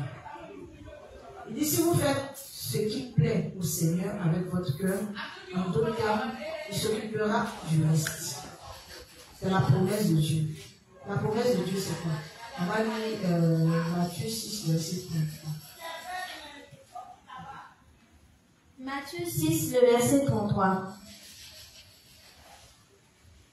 Cherchez premièrement le royaume et la justice de Dieu, et toutes ces choses vous seront données par-dessus. Amen. Béni soit le nom de Dieu. On a cru en l'évangile de l'eau et de l'esprit. On est né de nouveau, on est dans la maison de Dieu. Donc on continue à se chercher le royaume des cieux. On n'a pas dit que quand on est né de nouveau, on n'a plus en l'évangile de l'eau et de l'esprit, c'est fini. Ça veut dire qu'on n'a plus rien à finir. On ne doit plus rien faire, on ne doit plus être unis aux activités, comme certains justes qui, étant loin de l'église, quand on les croise, continuent de crier ça et là qu'ils sont toujours justes. Alors que dans leur foi, là, c'est l'eau, le sang et l'esprit, c'est fini. À part ça, il n'y a rien devant, il n'y a rien derrière. Amen. Un juste qui vit en dehors de l'église, qui fait tout, qui met en marge l'église, c'est un juste qui est déjà mort. Mais sauf que lui-même ne sait pas qu'il est mort. Amen. Amen. Amen. En dehors de l'église, le révérend dit qu'on ne peut pas être nourri. Si on n'est pas nourri en dehors de l'église, on va mourir. Un juste qui demeure en dehors de l'église, il fait tout. C'est-à-dire qu'il vit sa vie en marge de l'église, ayant reçu l'évangile de l'eau et de l'esprit, qui continue de dire que lui, il est né de nouveau. Quand il va mourir, il va aller au paradis. C'est un juste qui se voit de la face. Amen. Amen. Donc, pour être béni par Dieu, on doit rechercher premièrement le royaume des cieux. Dieu dit que c'est quand on recherche le royaume des cieux et sa justice que toutes les autres choses nous sont données par-dessus tout. C'est une promesse que Dieu nous a faite. Dieu n'est pas un homme pour mentir. Mais sa promesse là, il y a une condition pour qu'on soit, pour que Dieu tienne sa promesse. On n'en a pas à faire. Notre part, c'est de faire quoi? C'est de demeurer dans l'église et puis de prêcher l'évangile. Voilà pourquoi plus loin, il nous dit quoi? Dans Psaume 34, verset 4. Fais de l'Éternel tes délices. Il te donnera ce que ton cœur désire. Pardon. Donc, un juste qui ne fait rien de l'œuvre de Dieu, il ne fait rien, il ne cherche pas les intérêts de Dieu. Et tu vas être béni comment? Tu ne peux pas être béni. C'est pas possible. Il dit la condition pour que tu puisses jouir de ces bénédictions, c'est que tu fasses un avec lui sa volonté. Tu recherches en toutes choses ses intérêts. Parce que ce qui nous maintient ici, ce pourquoi Dieu nous maintient sur la terre, c'est seulement pour sauver les âmes, pour gagner les âmes pour lui. On dit c'est la seule condition que Dieu s'est bien placé dans le royaume des cieux. C'est le seul péché de bien enfant de Dieu. Tu n'as pas ça, ils ont dit où enfant que Dieu s'est bien placé quelque part. Quand nous les justes, on fait quoi que ce soit. C'est la seule chose qui permet à Dieu de s'élever et puis va danser. Quand Dieu est dans ça, c'est un bon. Tu es béni. Quand tu vas faire danser Dieu et puis tu n'es pas béni, tu rêves comment? Pourquoi Dieu a rendu le révérend immensément riche? C'est parce que le révérend, son cœur, il a fixé son cœur sur l'œuvre de Dieu. Il a compris ces deux versets. Et puis il les a compris dans tout le sens du terme. Tout ce que le révérend gagne. Le révérend, il dit que s'il devait évaluer sa fortune, il est plus riche que Bill Gates. Mais tout ce qu'il gagne, il peut faire quoi? Il peut propager l'évangile. Il met ça à profit pour faire l'œuvre de Dieu. C'est le secret de la bénédiction. Quand Dieu te bénit, que tu recherches plus ses intérêts, il continue de te bénir. Mais souvent on est là, on est pressé, on veut que Dieu nous bénisse. Surtout quand on est né de nouveau, on a fait 1 mois, 2 mois à l'église. Après nous, on a été collés aux activités, on veut que Dieu on veut que Dieu nous bénisse. Il nous veut pas seulement le robinet, peut-être une petite ouverture de 100 000. On est là. Ici, là, on est là. Petite ouverture. C'est la vengeance, c'est là tu cherches à venger ta chair de ses frustrations. Mais pour Dieu, là, tu mets ça de côté. C'est quand ça vient de finir, souvent qu'il reste 1000 francs. C'est là que tu te rappelles de Dieu. Souvent, c'est quand c'est à la fin, tu te rappelles. Puis, dimanche, il prend 500, dans 1000 francs qui restent, il prend 500, il fait offrande à Dieu. C'est-à-dire que même dans le reste, là, s'il met l'âme encore les bras. Quand il met l'âme comme ça, et puis après ça, tu fais 2 ans, 3 ans, avant d'avoir 100 000. Parce que Dieu fait le robinet. Et puis continue ta formation, tu n'as pas encore bien compris. Amen. Donc fais de l'Éternel des délices, il te donnera ce que tu peux dire. Si tu as compris ça, tu ne vas pas te perdre. Tu ne vas pas perdre ton temps à faire tout et n'importe quoi. C'est à cela que Dieu t'a appelé.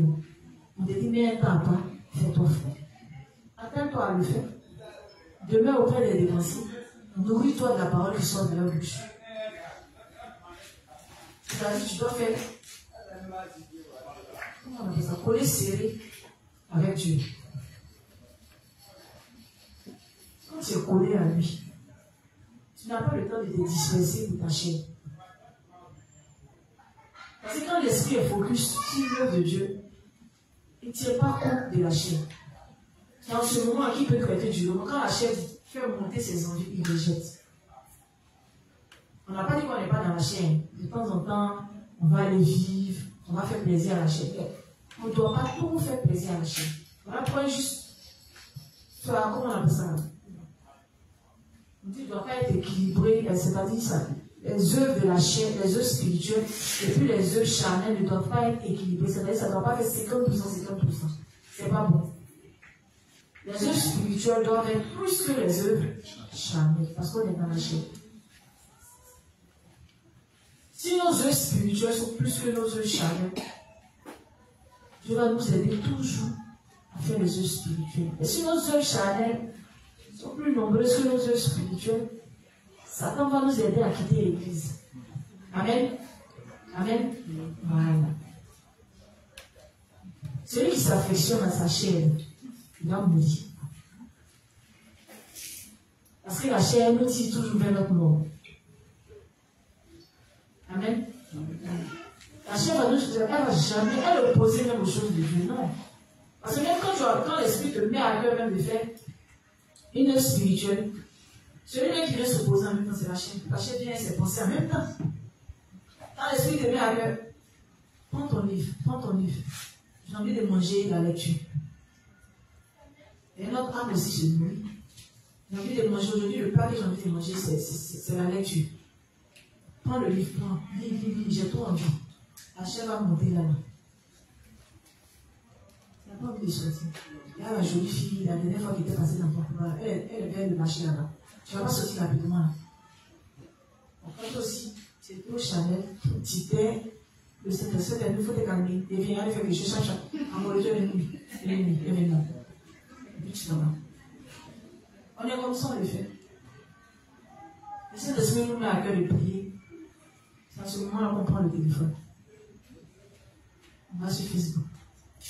On ne s'arrête pas. Voilà pourquoi ils ont fait les écrans de façon tactile. Si tu ne fatigues même pas, tu fais comme ça. Ça monte. Non, c'est le dernier. Après, ça vient m'arrêter. C'est le dernier. Après, ça vient m'arrêter. Souvent, on attend si tu regardes quand il est 1h, 2h du matin. 3h du matin. C'est maintenant quand tu réussis à couper le téléphone, à le déposer, où tu as prié. Quand tu fermes des yeux, on a merci Seigneur. Amen. Seigneur, merci d'avoir pris mes péchés. C'est bon. J'ai dit, passez-moi merci comme ça. On ne va pas venir, on entend faire Seigneur, ce qu'il faut faire. Ce qu'il faut faire quand les péchés sont levés. Quand on venir mentir ici que nous, on est fait sa pied. Souvent, on est fait, on était à la lumière, souvent pour les décourager, mais ici, encourager. C'est le dernier, il va la vidéo là, il va arrêter. Non, il va t'appeler, c'est parce que le temps. Tu vas faire comme ça, puis tu vas dans le sang. Et puis, effectivement, il fait. On fait une respiration. Allez, descends. J'aime trop le téléphone. Hein? Priez pour moi. D'accord? Amen. Amen. Amen. Donc, la condition pour être béni par Dieu, c'est de faire de l'Éternel nos délices. On le mange, il nous mange. Dieu est comme ça. Tu mouilles maillot pour lui, il mouille maillot pour toi. Tu t'en fous de lui, il s'en fout de toi. Et puis pour lui, là, ça va te faire mal que pour lui. Parce que c'est au moment où tu auras besoin de lui, c'est là qu'il va te montrer comment ça fait mal. Amen. Amen. Amen. On dit qu'il s'occupera du reste. C'est la promesse de Dieu. C'est pour cela que les méthodes et moyens de l'humanité ne sont pas nécessaires devant Dieu. Qui est fou de chercher avec nos pensées alors que notre QI n'atteint pas 4 niveaux. Voilà. Quand on dit 4 niveaux, c'est une façon de dire qu'on pense qu'on est intelligent. On est intelligent, mais en vrai, on n'est pas intelligent. Amen. Voilà. Donc le tout là. Mais on n'a pas dit d'avoir de grands moyens même pour faire, comme on appelle ça, pour faire l'œuvre de Dieu.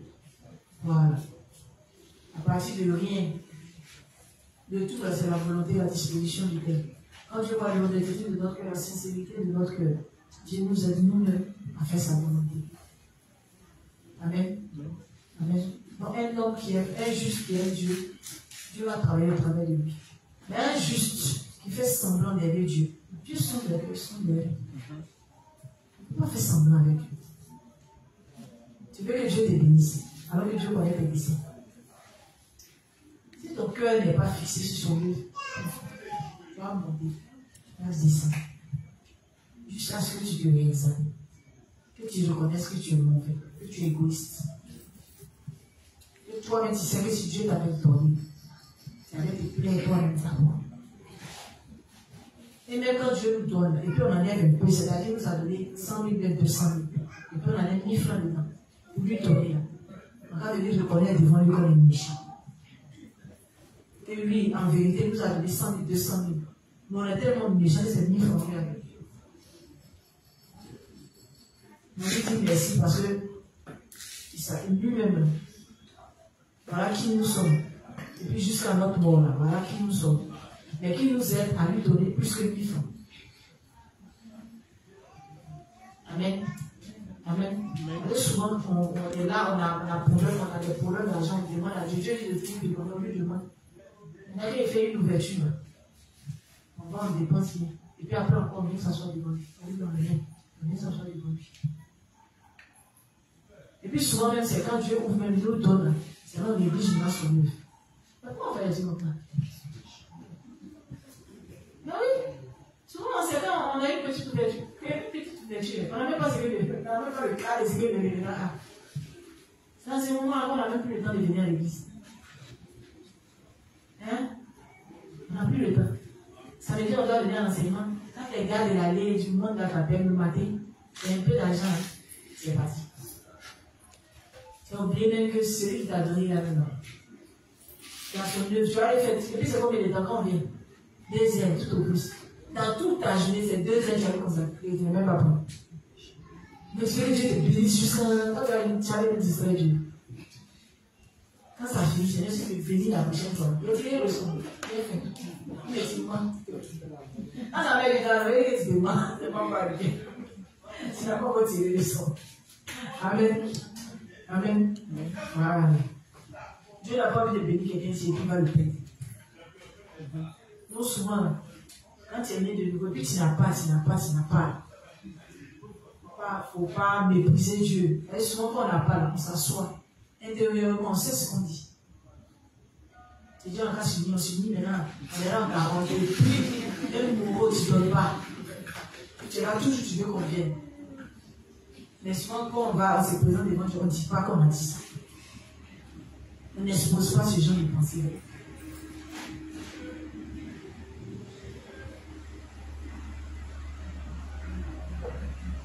Dieu, la grâce qu'il nous a faite, elle est plus importante que toutes les richesses du monde. Donc, s'il estime qu'il doit te former avant de te bénir, il faut accepter le temps de formation. De telle sorte que quand il va te bénir, ton cœur soit plus fixé même sur son œuvre. Parce que si Dieu ne t'a pas formé, tu vas te perdre. C'est quand tu te lèves et tu donnes 10 000 francs à ton enfant. À Tibé, il est aussi à 7 ans. Tu lui donnes 10 000 francs pour aller à l'école petit déjeuner. Tu t'attends à quoi? À la fin de la journée, tu te retrouves au milieu de la nuit à aller à l'hôpital. Tu t'attends à quoi? Tu lui donnes 10 000. Mais tout lui est permis, tout lui est dû. Amen. On te forme. Souvent, quand ta formation, Dieu faut bénir le nom de Dieu. Parce que quand Dieu aussi, quand il doit faire de grandes choses avec toi, en tout cas, il te fait passer par beaucoup de choses. Demandez au pasteur Tago à nous déposer, s'ils vont nous dire. Nous, on pense qu'on vit la galère. Tout est maintenant, tout est fait. Ça, ces documents, mais on faut nous donner. On a allégé le travail. Demandez au père. Quand il partait avec des documents. Ils n'avaient pas de documents. Ils prennent le livre et puis ils vont s'asseoir. Ils vont pousser jusqu'à. Nous, maintenant, on a tout. Mais quand on est fainéant, on n'aime pas Dieu, puis on pense qu'on aime Dieu. Maintenant, on va être béni. Vite, hein. Souvent, on a lu le livre 1. Bénédiction des livres 1. Les bénédictions ne sont pas forcément matérielles. C'est ce qu'on dit. Pourquoi on oublie ça? Elles ne sont pas forcément matérielles. Si tu as lu et tu as compris les mystères, tu as bien compris, c'est une bénédiction. Il faut dire amen. On veut forcément que les bénédictions se matérialisent. C'est quand on a l'argent, c'est là qu'on sent que Dieu nous a bénis. Quand tu grandis spirituellement, si Dieu te bénit, c'est une bénédiction. Il y a des gens qui sont dans l'église, ils sont là et puis ils n'évoluent pas. Ils n'évoluent pas. Quand tu es venu, par exemple, quelqu'un est né de nouveau, ça fait 5 ans il est dans l'église. 5 ans, il n'a pas encore fini d'écrire son livre. Toi, tu es venu. Dieu te fait la grâce, tu as lu. C'est-à-dire en 2 mois, tu as lu le livre 1, tu as bien compris, tu as relu, Dieu t'a donné la force. Tu as allé sur le livre 2. Tu comprends mieux les choses de Dieu que lui. C'est une bénédiction. Amen. C'est une bénédiction. Au point où toi-même, tu les exhortes, tu l'enseignes, tu n'es pas béni. C'est quand Dieu te donne l'argent, tu sens sa bénédiction. C'est parce qu'on a résumé les bénédictions au bien matériel qu'on n'apprécie pas toutes les autres bénédictions que Dieu nous donne. Tu es juste en bonne santé. Tu vois, c'est pas une bénédiction. C'est pas une bénédiction. Pourquoi on ne dit pas merci à Dieu pour ça? Tu es juste. tes 3 repas quotidiens, quand tu as goûté dedans, tu vas merci à Dieu. Hein?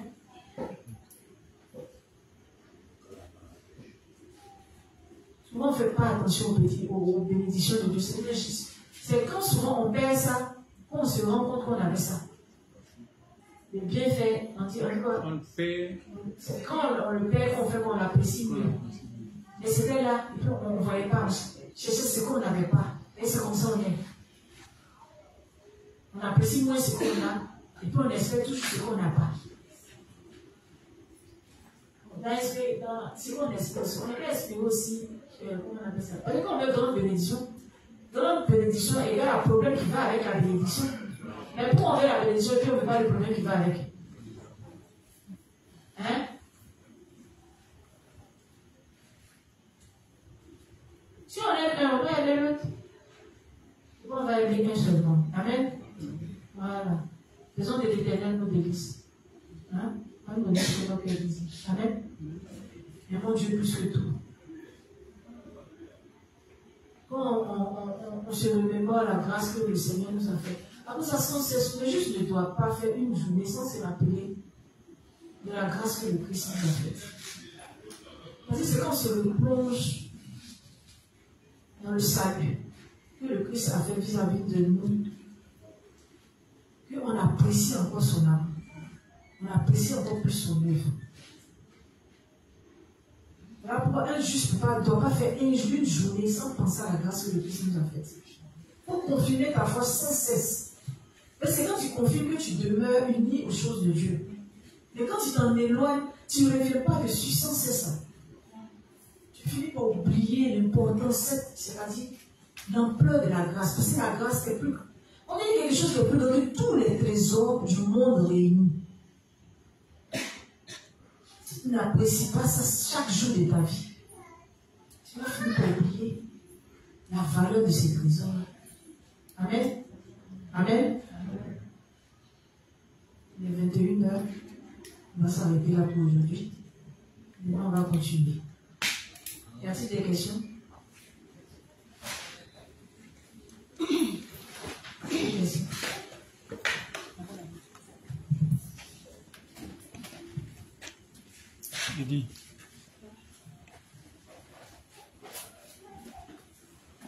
Bonsoir, les saints. J'ai une préoccupation. C'est en rapport avec le semblant d'aimer Dieu. Si par exemple tu as prévu inviter des amis pour échanger de l'évangile et que, bon, par exemple c'est un dimanche et puis bon, le jour J arrive, tu as prévu les inviter jusqu'à même leur donner au moins un transport pour qu'ils viennent. Et puis le jour J vient, tu as oublié. Est-ce que c'est un semblant d'aimer Dieu? C'est là en fait ma question. Tu dis que tu avais parlé d'inviter les frères. Oui. Voilà. Puis tu as demandé à Dieu de te donner les moyens d'avoir au moins le transport. Oui. On va les faire venir. Dieu t'a donné le transport là. Oui, et puis j'oublie.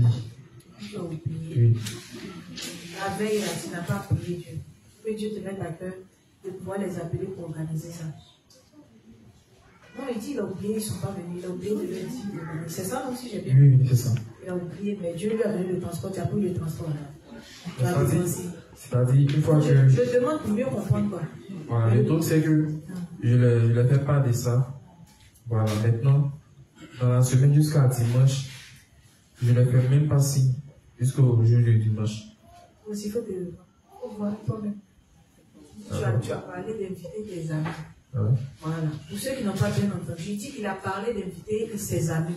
Il a déjà fait le programme avec eux. Il a dit le dimanche, je vais vous inviter dans mon église. C'est pas ça? Voilà. Maintenant, lui, il a, comment on appelle ça? En prière, il a demandé à Dieu de lui donner au moins les moyens de pouvoir payer leur transport. Au moins, même s'ils ont payé le transport aller, il va payer le retour. C'est pas ça? Et puis maintenant, dans la semaine, tout au long de la semaine, il ne va pas vers eux pour bien programmer tout et tout. Et puis le dimanche, il vient à l'église et puis il dit j'ai oublié. Je l'ai dit. C'est sûr que tu as oublié. Ne pas trafiquer. Mais souvent même, je ne prie pas, je leur dis et puis ça tu ne peux pas accompagner ça de la prière. Tu comprends? Accompagne de la prière parce que Toi, tu peux avoir une bonne intention. L'esprit a toujours de bonnes intentions. Tu comprends? On veut bien faire les choses de Dieu, mais la chair va toujours s'opposer. La chair va t'amener toujours des pensées qui vont à l'encontre de ce que tu as prévu faire par rapport à Dieu. Donc la chair va venir te mettre d'autres choses en tête qui vont te faire oublier. Voilà pourquoi, quand tu as un projet qui concerne le Dieu, il faut confier à Dieu. Puis tu demandes à Dieu de te maintenir ça dans le cœur et puis qu'il permette que ce jour-là, jusqu'à ce que le jour arrive, tu puisses toujours, comment on appelle ça là, organiser ça avec tes amis, le jour J qui te mettent à cœur, d'aller voir tes amis, d'aller même les chercher si possible, puis de venir avec eux. Tu comprends? Parce que si tu mets Dieu de côté et que tu continues ta chaîne, ils ne vont jamais mettre, tu as toujours bien. Amen. Voilà. On ne peut rien faire sans Dieu. Voilà. Parce que nous sommes faits dans la chair, on va toujours compter sur Dieu. Et encore plus même pour faire les œuvres spirituelles. Amen. Il ne faut plus oublier. D'accord? Bonsoir les saints. Mon pasteur, moi c'est au niveau de faire pour Dieu et il fera pour toi. Je me demande si à la limite, inconsciemment, ça ne conditionne pas tout ce que nous faisons dans notre vie de foi. C'est ma préoccupation qui est là. Est-ce qu'on n'est pas tenté souvent, par exemple, je prends un exemple, les personnes, les étudiants par exemple, souvent sur lesquels les parents comptent tout ça là, c'est une pression parfois qui n'est pas facile. Dans cette pression-là, ils naissent de nouveau, ils commencent à s'unir, ils continuent, ils entretiennent leur vie de foi comme ils peuvent, mais souvent, l'environnement dans lequel ils sont, avec tout ce qu'ils entendent, avec ce qu'ils savaient qu'on entendait d'eux, et puis étant nés de nouveau, il y a souvent cette façon de faire là, qui, je veux dire quoi, ce sont des paroles souvent qui restent. Je fais si ça ne marche pas, je fais ça, ça ne marche pas, mais le principe dit que si je fais pour Dieu, il va faire aussi pour moi. Donc, on peut tenter de continuer de faire les choses dans l'attente, comme on appelle ça. Je veux dire, dans les intérêts de calcul, parfois même sans s'en rendre compte. Amen. Je vais essayer de prendre la raison pour voir si j'ai bien compris ce que je vais dire. Parce que quand je préparais ce principe-là, en fait, c'est comme si tu es en train de me dire que si on dit de faire le Iran, demande de faire, Dieu même nous a donné de faire le nous délices, nous on ce que notre cœur désire. Est-ce que tout ce qu'on va faire concernant l'œuvre de Dieu, ça ne sera pas voilà. Ça sera conditionné par le fait que si je fais pour Dieu, Dieu va faire pour moi. Donc, ah Seigneur, il vient d'évangéliser, comme il a vu, donc il faut faire, tu vas ouvrir pour moi. C'est pas ça. Si j'ai compris, c'est de résumer. En fait, c'est pas comme ça. Quand on a compris la grâce que le Christ nous a faite, et on sait pourquoi Dieu nous maintient sur la terre, on le fait sans calcul. Amen. On le fait sans calcul. Parce que si tu fais les choses de Dieu par intérêt, ce que tu veux, tu ne vas pas faire. D'accord? Même pendant les offrandes, on nous dit quoi? Quand on vient faire l'offrande, on ne doit pas faire l'offrande dans un, comment on appelle ça? Dans un calcul d'intérêt. On ne dit pas, Seigneur, je te donne, voilà, je te donne 1000 francs. Donc, en retour, là, comment tu as vu, non? Tu as 1000 francs. Donc, il faut me donner peut-être 10 000. Il faut me donner le double de ce que j'ai donné. Quand tu viens de donner, ça doit être avec un cœur en joie. C'est-à-dire, quand tu fais l'œuvre de Dieu, tu dois être heureux même de le faire. Amen. Parce que quand on est heureux de le faire, on n'attend rien en retour. Que Dieu nous ait bénis, que nous ait pas bénis, on est déjà content de faire ça. Amen. Parce que c'est notre manière à nous de glorifier son nom pour la grâce qu'il nous a faite. Amen. Donc on ne fait pas les choses de Dieu par l'intérêt des calculs. Non. Jean, Dieu a dit qu'il va nous bénir si on fait sa volonté. Qu'il nous bénisse ou qu'il ne nous bénisse pas, Dieu reste Dieu pour nous. Parce qu'il nous a déjà donné le plus gros même la plus grande bénédiction. Dieu nous a déjà donné, qu'il nous a sauvés de nos péchés. C'est la plus grande des bénédictions. Quand on a compris que la plus grande des bénédictions, c'est notre salut, l'évangile de l'eau et de l'esprit que le Christ nous a manifesté, l'amour qu'il nous a manifesté au travers de l'évangile de l'eau et de l'esprit. Tout ce qu'on fait en retour, c'est sans calcul. On le fait pour nous, notre manière à nous de dire merci à Dieu. Parce qu'on ne peut rien lui donner, mis à part notre dévouement. Je ne sais pas si je me fais comprendre. Voilà. Donc quand on donne, qu'on soit heureux de donner. On ne s'attend pas forcément à avoir quelque chose. C'est quand on s'attend à avoir forcément quelque chose. Et quand Dieu ne nous donne pas, pour finir, on se décourage et puis on quitte l'église. Amen. Voilà. Dieu dit, il sait ce dont tu as besoin. Mais il a donné une condition. Fais de l'Éternel des délices, il te donnera ce que tu désires. Il dit, c'est une promesse qu'il nous a faite. C'est une promesse. Est-ce qu'on va le courir pour dire à Dieu parce qu'il ne nous a pas donné? Donc on n'est plus Dieu pour nous. On dit que tu sois dans la disette ou dans l'abondance. Continue de bénir le nom de Dieu. Amen. La plus grande bénédiction, c'est l'évangile de l'eau et de l'esprit. Et c'est ce qui fait que quand tu dors la nuit, tu n'as plus cette crainte de la mort. Amen. Parce que tu dors d'un sommeil paisible. Même quand ton ventre n'est pas rassasié, tu en paix. Parce que ton âme a le repos. Est-ce que tu me comprends? On se comprend? Voilà. C'est-à-dire que quand tu as apprécié la grâce de l'évangile de l'eau et de l'esprit, tu ne peux pas te morfondre sur des bénédictions que tu n'as pas encore. Parce que forcément, Dieu là, c'est pas un homme pour mentir. Quand il promet, il le fait. Mais avant de le faire, si tu estimes que tu dois passer par une série de formations, il va le faire. Et tu dois bénir son nom parce que tu es en train d'être formé. Amen. Ça va? Si vous avez une question. Amen.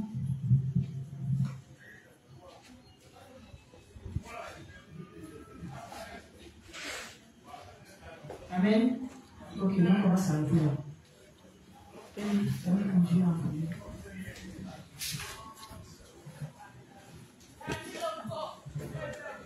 Donc les justes ensemble disons merci à Dieu pour ce temps d'enseignement et confions-lui le reste de la soirée. Père éternel, nous te disons merci.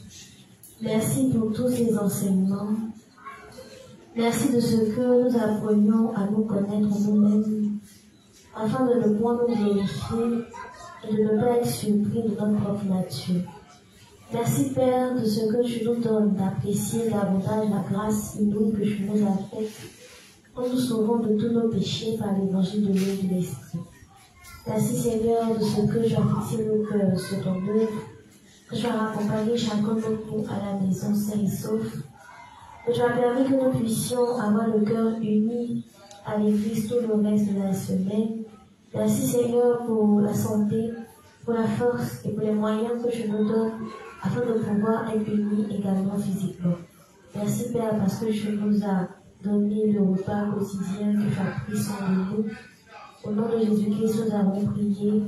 Amen.